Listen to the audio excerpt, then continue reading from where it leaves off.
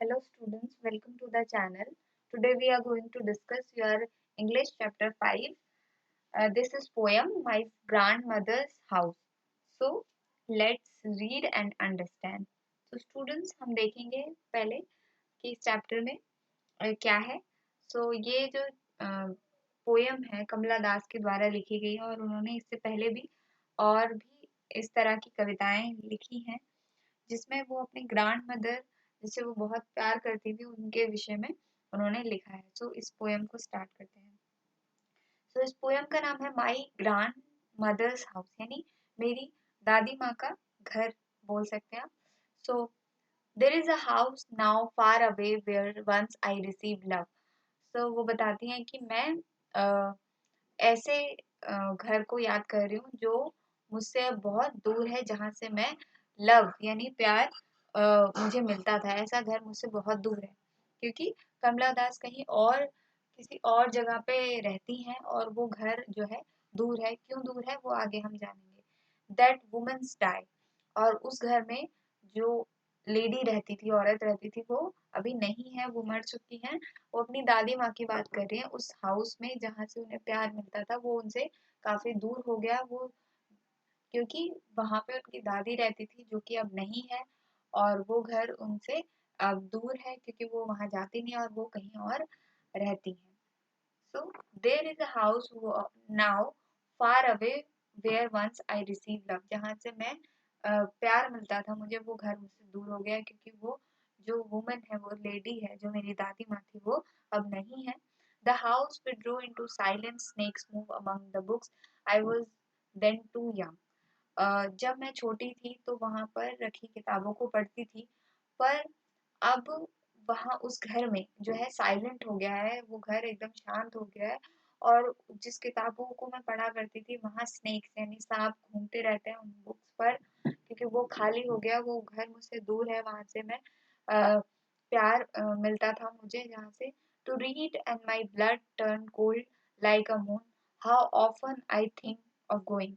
जब भी मैं ऐसा सोचती हूँ कि मैं वहां पर जाऊं उस घर में जाऊं दोबारा से उस घर को देखूं तो मेरा जो दिल है वो my blood turn to gold और मेरा जो खून है वो ठंडा हो जाता है जैसे एक मून की तरह. जैसे चांद की तरह अंधेरे में हो चांद हो जाता है उसी प्रकार से मेरा जो है ब्लड टर्न हो गया कोल्ड में जब भी मैं वहां जाने की सोचती हूँ और मुझे वही चीजें याद आती हैं.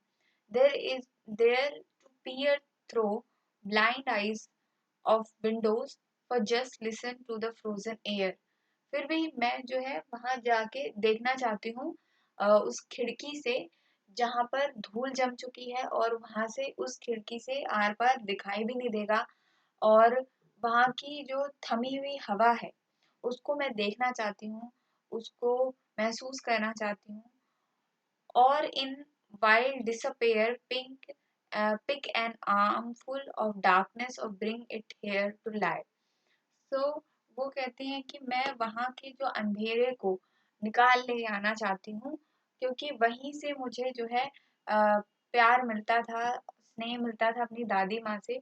अभी तो वहां अंधेरा छा गया, वहां से मैं अपना वही प्यार लाना चाहती हूँ और इस ऐसे वर्ल्ड में जहाँ पर मुझे लगता है कि उस दादी माँ जैसा मेरे को कोई प्यार नहीं करता. वो वाला जो प्रेम है मैं उस अंधेरे में से निकाल लाना चाहती हूँ. Behind my bedroom door like a brooding dogs you cannot believe darling. So इसमें बताया गया है कि अगर मैं अब वहां जाती हूँ, अगर मैं दरवाजा खोलूंगी तो मुझे वहां पे कुत्ता दिखाई देगा और वहां पे अलग अलग जो है जानवर होंगे और धूल मिट्टी पड़ी होगी क्योंकि वो घर मुझसे बहुत दूर है. वहां कोई रहता भी नहीं है अब. या मेरी दादी माँ और मैं रहते थे प्यार से. सो इस तरीके से होगा. Can you that I live in such a house. तो आप क्या है ऐसा बिलीव कर सकते हैं कि मैं ऐसे घर में रहा करती होंगी जब मैं छोटी थी. क्या कोई इस पर विश्वास कर पाएगा. Was proud and love I who have lost. और मैं उस बात पर बहुत प्राउड करती हूँ कि मैं वहां रहती थी दादी माँ के साथ और मुझे बहुत ही स्नेह आता है, प्यार आता है और जो कि मैं अभी who have lost, जो मैं अभी खो चुकी हूँ। My way and beg now at stranger door to receive love at least in a small chance। और मैं चाहती हूँ कि वो ऐसा मौका आ पाता मेरे पास कि मैं दोबारा से वो लव को, वो प्रेम को दोबारा से रिसीव कर पाती इस स्ट्रेंजर वर्ल्ड में। यानी ऐसे मतलब इस दुनिया में कोई भी जो है वैसा प्यार जैसे मेरी दादी माँ करती थी वैसा नहीं करते। सो कोई वैसा अ, जो है प्रेम मुझे देता वैसे मेरी दादी माँ मुझे दिया करती थी। तो इस तरीके से कमला दास इन पोयम में अपनी दादी माँ को याद करते हैं। तो अगेन फिर से एक बार देखते हैं। सो माई ग्रैंड मदर हाउस कमला दास के द्वारा लिखे गए हैं, जिसमें अपनी दादी माँ को याद करती हैं। वो एक अलग सिटी में, जैसे बच्चे पढ़ाई करने जाते हैं वैसे अलग सिटी में वो सेटल हो जाती हैं। ऐसे ही उन्होंने और भी अपनी पोएम्स में अपनी दादी माँ का जिक्र किया है। एनसीईआरटी बुक्स में भी उनके इस तरीके के पोएम्स हैं। सो वो अलग सिटी में गई हैं और अब तो वो दादी जो माँ है उनकी, वो उनकी डेथ हो गई है और काफ़ी समय हो गया इस बात को। जिस वो घर में रहती थी वो उस घर को याद कर रही हैं कि और वो घर मुझसे बहुत दूर हो गया जिससे मैं मुझे प्यार मिलता था और वहाँ पे सन्नाटा छा गया है, हर तरफ सांप कीड़े मकोड़े घूमते हैं उन किताबों पर जिसे मैं पढ़ा करती थी जब मैं यंग थी, छोटी थी। और मेरा जो है दिल सहम सा जाता है, मेरा ब्लड जो है कोल्ड जैसे हो जाता है, ऐसे मून की तरह जब भी मैं वहां जाने के बारे में सोचती हूँ। फिर भी मैं जाना चाहती हूँ, उस खिड़कियों से देखना चाहती हूँ जहाँ अभी धूल होगी, जहाँ से मैं बाहर भी नहीं देख सकती क्योंकि वहाँ धूल होगी, डस्ट होगा। और उस थमी हुई हवा को महसूस करना चाहती हूँ। द और और उस अंधेरे को खींच लाना चाहती हूँ जो वहां पर अभी जो डार्कनेस फैल चुका है। और इस लाइंग वर्ल्ड से, यानी झूठे संसार से मैं दूर होना चाहती हूँ और वही सा प्रेम मैं मिलना चाहती हूँ। और अगर मैं अभी जाऊँ तो अगर मैं गेट खोलूँ तो मुझे डॉग्स दिखेंगे या कीड़े मकोड़े दिख सकते हैं। क्या कोई इस पे विश्वास करेगा कि मैं उस घर में ही रहती थी, ऐसे घर में रहती थी? पर मुझे उस बात पे बहुत प्राउड होता है कि मैं वहाँ रहती थी और ऐसा लव मुझे मिलता था जो मैं अभी खो चुकी हूँ।